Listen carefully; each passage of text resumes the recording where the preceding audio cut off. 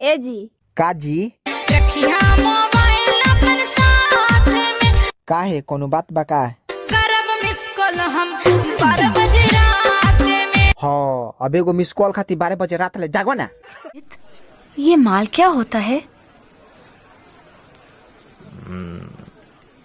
माल माल माने इंसान, अच्छे इंसान को अच्छा भैया प्रणाम। कौन बड़का भैया केकर बड़का भैया रे? अतः हवे के जैसे राम जी के लक्ष्मण, बलिराम जी के किशन, वैसे हम तुहार अनुज। अनुज? ना ना मतलब अनुज के जैसन। ए सुन, न तो हम केहू के बड़का भैया और न तो केहू के छोटका भैया। अवधेश सिंह से जाजुराला नौकर समाधि कोनाला, चुपचाप अपना धाम लौट जो, ना तो जिंदगी के दिया बुता जाई। ए भैया हम कोनो भुक भुकाए वाला दिया ना है जे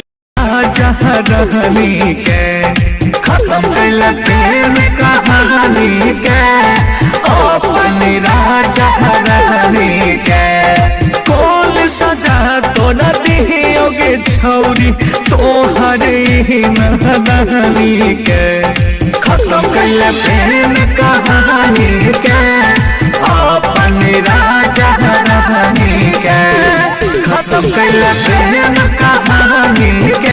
अच्छा जो बोलोगे वो करूंगी बाबा। पक्का पक्का पक्का पक्का।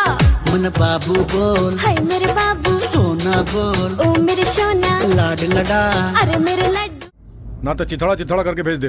ए धमकी ना का कहले?